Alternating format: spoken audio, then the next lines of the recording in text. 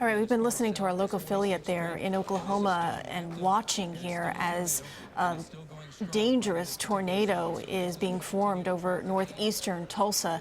Chief Meteorologist Eric Fisher from our CBS station WBZ in Boston is tracking the severe weather, and he joins us now by phone. Eric, just kind of tell us about the weather elements that are happening here. We've seen debris twisting in the air. They've talked about golf ball size hail falling here, and they're saying that this is a small tornado, but a tornado nonetheless. Where it actually hits, and if you end up seeing a tornado come through your town, obviously it's a much bigger deal, really not dependent on the size of it itself. But what we're watching is pretty violent atmosphere today. We've got a storm that's developing in the middle of the country. In Oklahoma in particular, that area is not under a tornado watch, but a severe thunderstorm watch. So I wouldn't say it's a full surprise, but they didn't have a tornado watch out on this. We've been watching a dry line move across the state. That dry line is right through the middle of the state right now, right about through Norman and Oklahoma City. The dry line, Christine, is a separation of the very dry air that's just off to the west and the very humid air that's just off to the east. This tornado forming in the more juicy atmosphere out ahead of it. Now, we saw earlier, like it was almost as if there was just this wall of a cloud, and then you could see the funnel clouds sort of forming there in various areas, and it would grow, and then it would retract, and sometimes it would jump.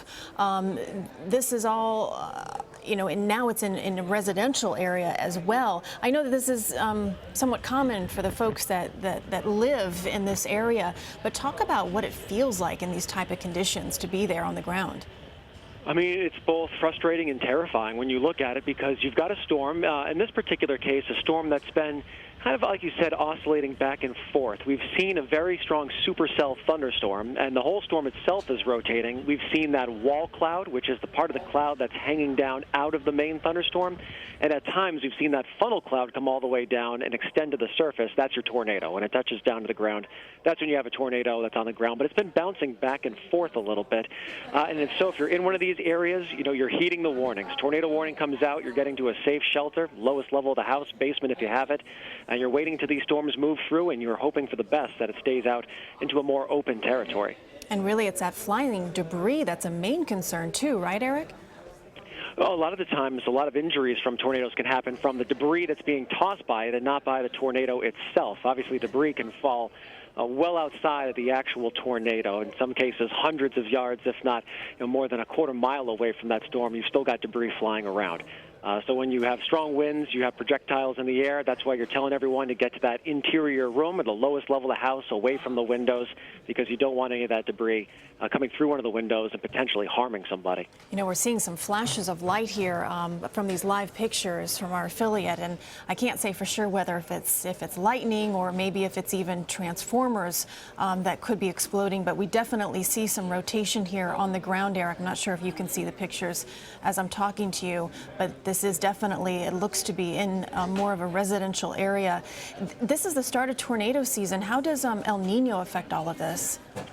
Well, you know, it's interesting. A lot of the time during El Nino winters, we can see a rise in severe weather reports along the Gulf Coast states in particular, and that's more into your January, February, your March time frame. Now that we're heading toward April, we're getting closer into that typical tornado season that really ramps up, culminating in May and June.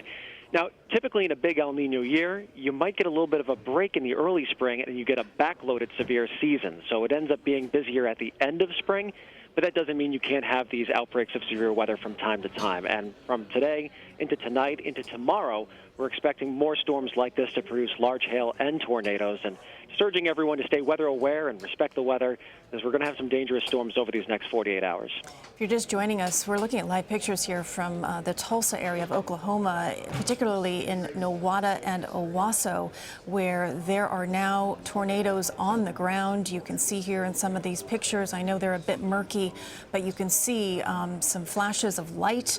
You can also see the funnel clouds actually hit the ground, and that rotation of extreme winds that the local meteorologists there in Oklahoma were describing 75 miles per hour or more.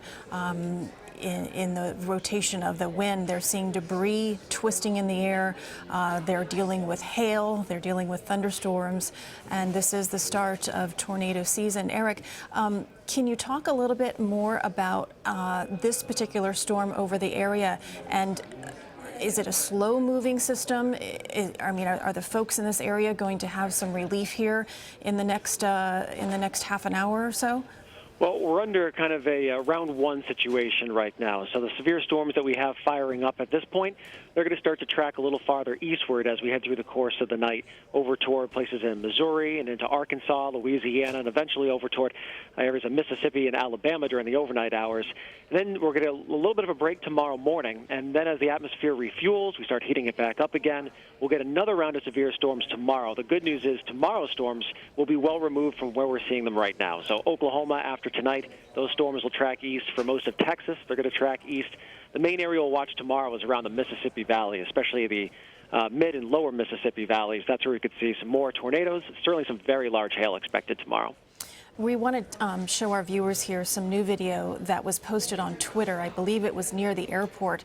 We're going to show that as I ask this next question to you, Eric. You mentioned that it is moving east, and there is the video. You can see some fuel trucks there in the background, and then that pretty good funnel cloud that you can clearly see reaching towards the ground from that cloud wall up above. It's dark, it's gray, and you can hear people in the background talking about it, and the sirens also going off there to alert locals that they must take cover. You mentioned that this storm is moving east overnight. Will it carry the same strength, or will it weaken as it moves, Eric? Whether this individual storm or the storm system itself? This individual one here. Well, the life cycles of these storms, it's very tough to predict. I mean, that's a big forecasting challenge. How long will a tornado stay on the ground? How long can a supercell hold together and keep its form? Certainly, this could be something that we're dealing with for another 30 minutes to an hour. It's really tough to say exactly when it's going to run out of fuel. Christine, just starting to get some damage pictures in here. I'm kind of scrolling through Twitter and watching the live feed and seeing all the new information come in. Looks like in Tulsa, Oklahoma, we've got some roof damage so far being reported out of this storm. It's moving east at 30 miles per hour, so it's not the fastest moving tornado that you're going to see. It's actually moving at a relatively slow clip. And so good news is it's not a rain-wrapped tornado here. We still have some daylight, so people are getting their warnings. They can see it coming, and hopefully they're getting to a safe spot. Yeah, it's really remarkable to watch that, to see. It's almost as if there's like a line drawn between where the clouds start and then suddenly like clear blue sky.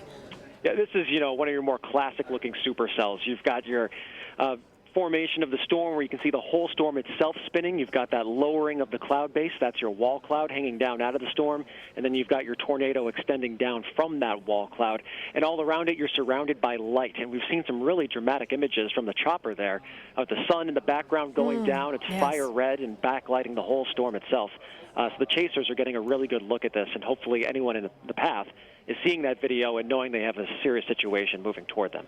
Eric, did you mention earlier in our conversation that there weren't tornado watches in this particular area? In this particular area, northeast Oklahoma, there are severe thunderstorm watches that are out for this evening. And a severe thunderstorm watch doesn't mean there isn't a potential of tornadoes, but it does certainly doesn't have the same connotation as a tornado watch, right? If you see that out. We do have those in northeastern Texas right now, into northern Louisiana, also southern eastern parts of Arkansas and northwestern Mississippi, as well as the Memphis area. They're all under tornado watches right now.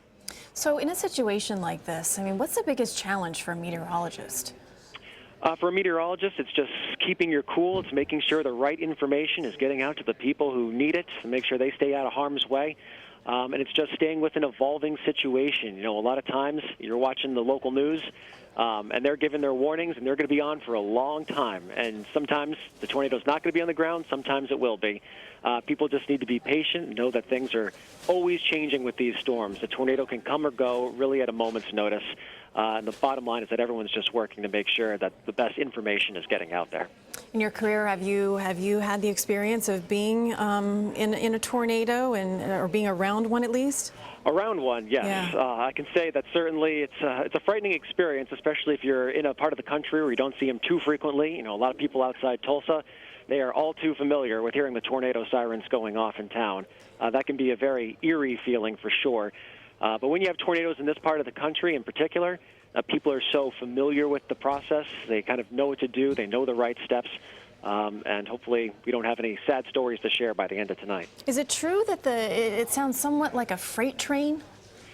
Well, you've got that big of a pressure change. You've got that strong of the wind. Certainly, there's a very loud freight train type of sound that comes along with these tornadoes if you're close enough to be, in that sound range.